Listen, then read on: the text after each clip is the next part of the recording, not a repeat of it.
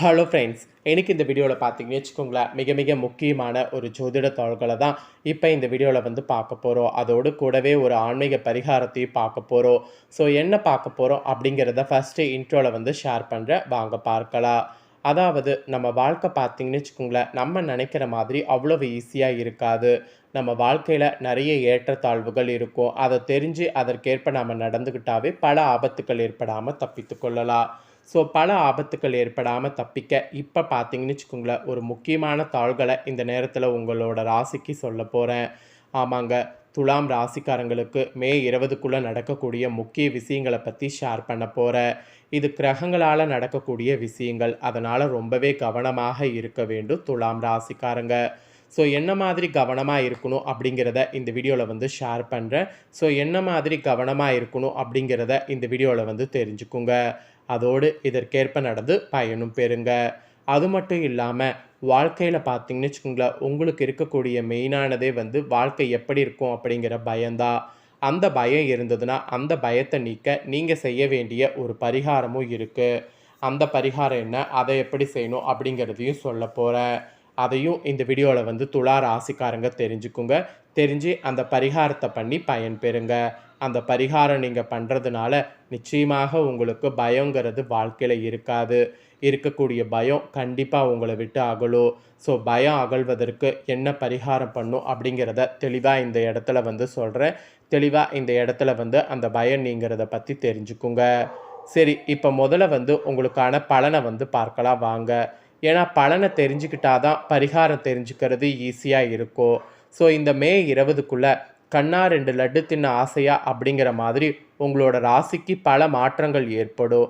So என்ன மாதிரி மாற்றங்கள் ஏற்படும் அப்படிங்கிறத உங்களுக்கு சொல்கிறேன். என்ன மாதிரி மாற்றங்கள் ஏற்படும் அப்படிங்கிறத உங்களுக்கு தெரிஞ்சுக்குங்க.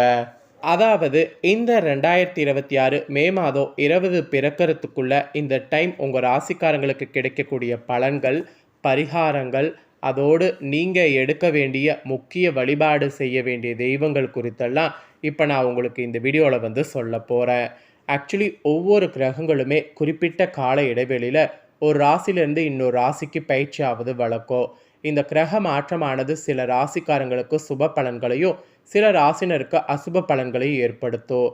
கிரகநிலைகள் ஒவ்வொரு ராசிக்கும் வேறுபட்ட பலன்களை தரக்கூடிய நிலையில் உங்கள் ராசிக்காரங்களுக்கு இந்த 20க்குள்ளே எப்படி அமையும், எந்த கிரகங்கள் சாதகமாக இருக்குது, எவற்றில் கவனம் தேவை அப்படிங்கிறது தான் உங்கள் ராசிக்கு இப்போ நான் சொல்ல போகிறேன். ஆக்சுவலி உங்கள் ராசிக்கு பாக்கியாதிபதி நீச்சத்தில் இருந்து 7வது இடத்துக்கு வருகிறாரு. அப்புறமேட்டு ஆட்சியாக ராசியை பார்க்கிறாரு. அப்புறம் ராசிநாதன் 8ல் மறைந்தாலும் ஆட்சியாக இருப்பது ரொம்ப விசேஷம். பாகிஸ்தானத்தில் குருவும் சுக்கரனும் வலிமையாக இருக்கிறாங்க. இது உங்கள் ராசிக்கு ஏற்ற நிறைந்த காலகட்டமாக மாறும். குறிப்பாக பெண்களாக இருந்தீங்கன்னா அற்புதமான அமைப்பு இந்த அமைப்பு என்று சொல்லலாம். ஏன்னா காதல்லாம் வந்து உங்களுக்கு மலரப்போகுது இந்த ஒரு கிரகங்களால். ஸோ காதல் மலர்றது இந்த மாதிரி நிறைய உங்கள் வாழ்க்கையில் வந்து மலரப்போகுது. ஸோ அதெல்லாம் என்னென்ன மலரப்போகுது அப்படிங்கிறத உங்களுக்கு சொல்கிறேன். ஸோ என்னென்ன மலரும் அப்படிங்கிறத இந்த வீடியோவில் வந்து தெரிஞ்சுக்குங்க. பெண்களுக்கு மிகப்பெரிய நல்ல டைமாக இருக்க போகுது. வேலை தொழிலில் கஷ்டப்பட்டு வந்தவர்களுக்கு, குடும்பத்தில் கஷ்டப்பட்டு வந்தவர்களுக்கு நிறைய மாற்றங்கள் வந்து ஏற்பட போகுது. அந்த நிலைமைகள் எல்லாம் பரிபூர்ணமாக நீங்கும். குழந்தைகள் உங்களுடைய சொல் பேச்சை கேட்கக்கூடிய காலகட்டமாக இருக்கும். இளைஞர்களுக்கு காதல் வரக்கூடியதாக இருக்கும். காதல்லாம் பண்ணிட்டு இருந்தீங்கன்னா உங்கள் காதல் வாழ்க்கை சூப்பராக வந்து இனிக்கும். அதே போல் 8ல் சுக்கிரன் ஆட்சி வந்து இருக்குது. 7வது இடத்துல செவ்வாய் ஆட்சி என்கின்ற அமைப்பு. ஸோ மனைவி, நண்பர்கள், காதலர்களிடம், கணவரிடம் ஏதாவது கருத்து வேறுபாடுகள் இருந்தாலும் அவர்களோடு இணக்கமாக செல்வீர்கள். சிலருக்கெல்லாம் புதிய காதலன், காதலி கிடைப்பார்கள். அவர்களுக்கு செலவு செய்யக்கூடிய அமைப்பு, அதற்கான வருமானங்கள் கிடைக்கும். அந்த யோகம் இப்போ உங்களுக்கு அதிகமாக உண்டாகுது.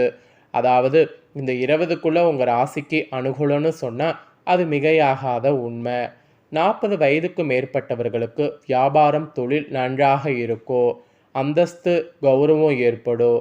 நிறைய பேர் கூடக்கூடிய இடத்துல நன்றாக உடை அணிந்து கொண்டு நீட்டாக செல்லக்கூடிய அமைப்பு ஏற்படும். மிகப்பெரிய அளவில் நல்ல முன்னேற்றம் ஏற்படும்.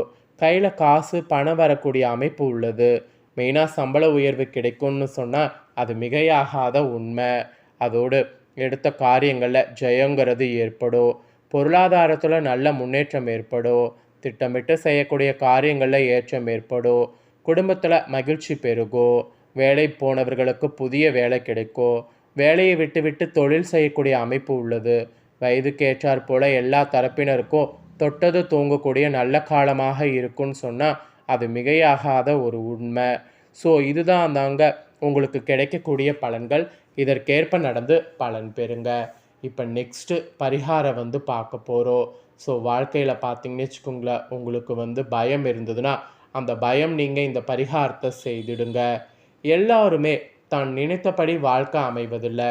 அமைந்த வாழ்க்கை மகிழ்ச்சிக்கு உரியதாக மாற்றிக்கொள்ளவும் யாருக்கும் துணிவு இல்லை.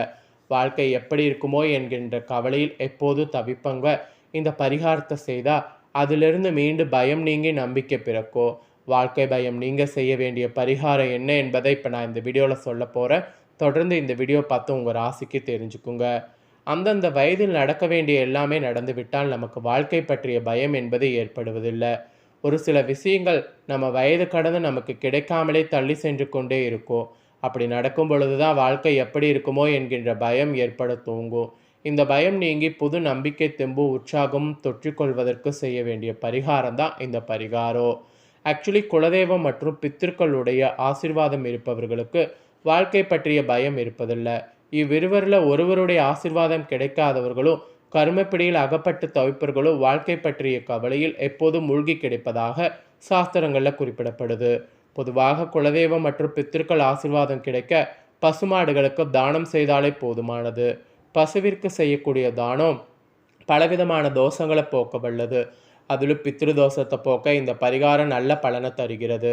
அதுபோல் வாழ்க்கை பற்றிய பயமோ மரண பயமோ இருந்தால் நீங்கள் எருமை மாடுகளுக்கு குறிப்பிட்ட நாட்களில் தானம் செய்ய வேண்டும். அதுவும் மக நட்சத்திரம் வரக்கூடிய நாளில் தானம் செய்ய வேண்டும். கோசோலைக்கு சென்று அங்குள்ள எருமை மாடுகளுக்கு அகத்திக்கீரையை தானமாக வழங்க வேண்டும். எருமை சாணி பகவானின் வாகனமாகவும் எரும மாடு சாணி பகவானின் அம்சமாக இருப்பதால் மக நட்சத்திரம் வரக்கூடிய நாளில் எருமைக்கு அகத்திக்கீரை வழங்க சகல விதமான தோஷங்களும் நீங்கி நமக்கு வாழ்க்கையில் ஏற்படக்கூடிய பயம் நீங்கும். வாழ்க்கை பற்றிய பயமும் நீங்கும் என்பது நம்பிக்கை. அதனால் இந்த ஒரு பரிகாரத்தை நம்பிக்கையோட துலாம் ராசிக்காரங்க செய்திடுங்க.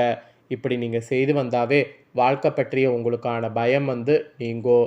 ஸோ வாழ்க்கை பற்றிய பயம் நீங்கள் செய்ய வேண்டிய பரிகாரம் என்ன அப்படிங்கிறத தெளிவாக இந்த வீடியோவில் உங்களுக்கு ஷேர் பண்ணிட்டேன். அதோடு என்ன நடக்கும் அப்படிங்கிறதையும் ஷேர் பண்ணிட்டேன். எல்லாமே இந்த வீடியோவில் தெரிஞ்சிருப்பீங்க. தெரிஞ்சதுக்கேற்ப நடந்து பயன்பெறுங்க. இதை உங்கள் ஃப்ரெண்ட்ஸ் ஃபேமிலிக்கும் ஷேர் பண்ணுங்கள். அவங்களும் பார்த்து பயன்பெறட்டும். இதே போல் புதிய தகவல்களை தெரிந்து கொள்ள சேனலை சப்ஸ்கிரைப் பண்ணுங்கள். கூட பெல் பண்ண ப்ரெஸ் பண்ணுங்கள்.